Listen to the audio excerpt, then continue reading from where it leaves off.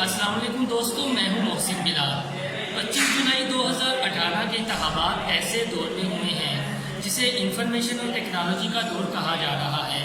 یہی وجہ ہے کہ انتخابات سے قبل اور انتخابات کے بعد الیکٹرانک میڈیا اور پرنٹ میڈیا کی بجائے اس کی بازگشت اب بھی سوشل میڈیا پر دیکھی جا رہی ہے۔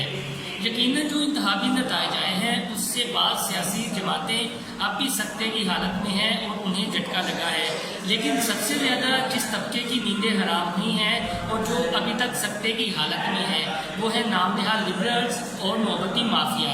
ان نام نہاد لبرلز اور نوبتی مافیا کے ممبران میں سے کوئی بھی سوشل میڈیا پر ایک پوسٹ کرتا ہے تو منٹوں میں ہزاروں لائکس، سینکڑوں کمنٹس اور ری ٹویٹ مل جاتے ہیں، لیکن الیکشن میں ان کے سرکردہ رہنماؤں نے جو ووٹ حاصل کیے ہیں اس کو دیکھتے ہوئے انہیں جلو پر پانی میں ڈوب مرنا چاہیے۔ یہ تو اتنے ووٹ بھی حاصل نہیں کر پائے جتنے ان کو ایک ٹویٹ یا ایک پوسٹ کرنے پر لائکس ملتے ہیں۔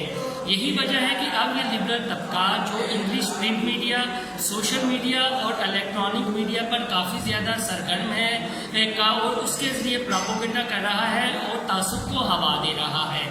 ان کے ایک سرکردہ رکن ہے رضا رومی۔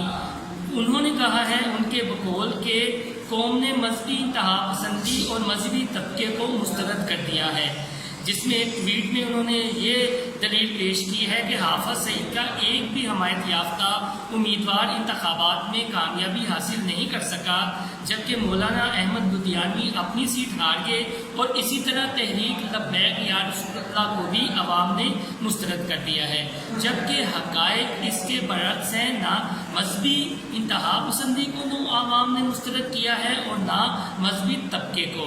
میں بطور صحافی کچھ حقائق آپ کے سامنے رکھنا چاہتا ہوں جس کو یہ لبرل اور نوبتی مافیا جو ہمارے میڈیا پر بھی حاوی ہے وہ روشنی ڈالنا مناسب نہیں سمجھتا۔ اگر بات کی جائے کہ مسترد کرنا کیا ہوتا ہے، اگر اس کا تعین کیا جائے کہ مسترد کرنا اور مسترد ہونا کیا ہوتا ہے، تو مسترد ہونا وہ ہوتا ہے کہ بہت ہی کم ووٹ حاصل کرنا لیکن اس کا الیکشن رزلٹ پر کوئی اثر نہ ہونا، یعنی حاصل کردہ ووٹ کی بہت ہی کم پرسنٹیج۔ اب یہ لبرل مافیا یہ پروپیگنڈا کر رہے ہیں چونکہ مذہبی جماعتوں کے جتنے امیدوار کھڑے تھے انہوں نے ووٹ حاصل نہیں، ان کا کوئی امیدوار کامیاب نہیں ہوا، لہٰذا عوام نے مسترد کر دیا ہے۔ لیکن میں چند ایک مثالیں یہاں پر پٹ کروں گا۔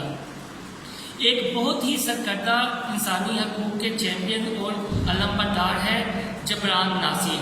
انہوں نے کراچی کے حلقہ NA 237 سے الیکشن لڑا اور جو نتیجہ آیا وہ وہی بات ہوئی کہ کھودا پہاڑ اور نکلا چوہا۔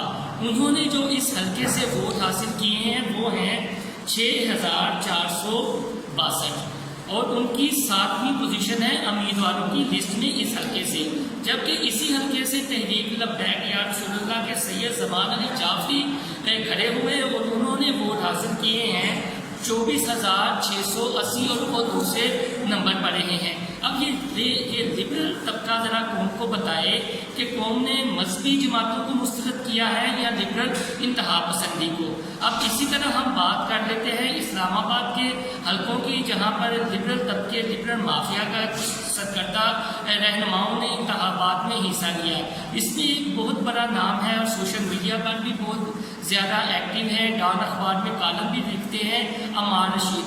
انہوں نے قومی اسمبلی کے حلقہ 53 سے الیکشن لڑا۔ اسی حلقے سے عمران خان اور سابق وزیر اعظم شاہد حقان عباسی بھی جو ہے وہ امیدوار تھے، اور جو عمار رشید نے ووٹ حاصل کیے ہیں وہ تو اتنے ووٹ بھی حاصل نہیں کر سکے جتنے ڈان اخبار میں جتنے الفاظ کا ان کا کالم ہوتا ہے، اور مجھے ان کے ووٹ بھی بتاتے ہوئے تھوڑی سی لجا محسوس ہو رہی ہے، شاید انہیں یہ لجا محسوس نہ ہو۔ انہوں نے 4 ووٹ حاصل کیے ہیں 912 اور ان کی اس حلقے میں امیدواروں کی لسٹ میں پوزیشن رہی ہے 8ویں، جبکہ اسی حلقے سے تحریک لبیک یا رسول اللہ پاکستان کے امیدوار محمد عفان نے ووٹ حاصل کیے ہیں 5144 اور ان کی پوزیشن رہی ہے 5ویں۔ اسی طرح حلقہ 54 کی بات کر لیتے ہیں جہاں پر عوامی ورکرز پارٹی یعنی جو لبرل مافیا ہی کی ایک سیاسی پارٹی ہے، ان کی ایک رکن ہے مصطفیٰ عصمت رضا شاہجہاں۔ انہوں نے MA54 سے الیکشن لڑا ہے. جو ان کے ووٹ ہیں وہ آپ سنیں اور آپ حیران ہو جائیں، اور باتیں وہ اتنی کرتی ہیں اور سوشل میڈیا پر پیالی میں طوفان اس طرح اٹھاتی ہیں کہ پتہ نہیں پاکستان میں کتنی زیادہ مذہبی انتہا پسندی ہو رہی ہے. انہوں نے ووٹ حاصل کیے ہیں 484 اور یہ بھی رہی ہیں امیدواروں کی لسٹ میں 8ویں نمبر پر، جبکہ اسی حلقے سے جو تحریک لبیک یا رسول اللہ کے امیدوار ہیں ساجد محمود، انہوں نے ووٹ حاصل کیے ہیں 3637. اب قوم یہ فیصلہ کرے اور سوشل میڈیا پر جو بہت زیادہ سرگرم ہیں وہ یہ فیصلہ کریں کہ مسترد کون ہوئے ہیں، اور ان کے رزلٹ دیکھ کر تو یہی اندازہ ہوتا ہے کہ کیا پتی اور کیا پتی کا شوربہ.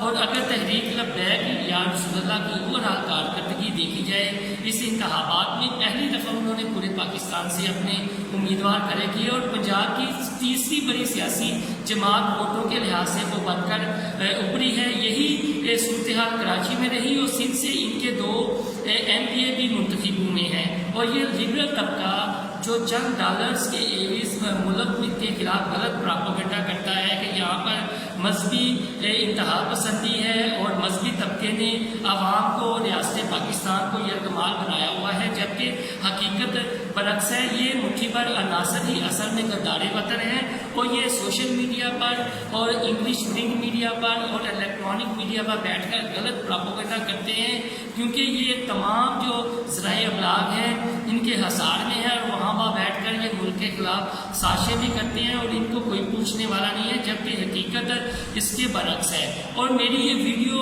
اپلوڈ کرنے کا اور آپ کے ساتھ یہ حقائق شیئر کرنے کا مقصد بھی یہی ہے کہ عوام تک کچھ جو ہے وہ حقائق پہنچائے جائیں اور جو ان کی حقیقی تصویر ہے اس بارے وہ دکھائی جائے. میں رضا رومی اور جبران ناصر سے یہ کہنا چاہتا ہوں کہ سینکڑوں ووٹ اور چند ہزار لائکس پر آپ کے جو ٹویٹ ہیں اور آپ کے جو پوسٹ ہیں اس پر ریاست پاکستان جو ایک نظریاتی ریاست ہے اس کا بیانیہ کیسے تبدیل ہو سکتا ہے؟ آپ کیا ہیں؟ آپ کی اوقات کیا ہے؟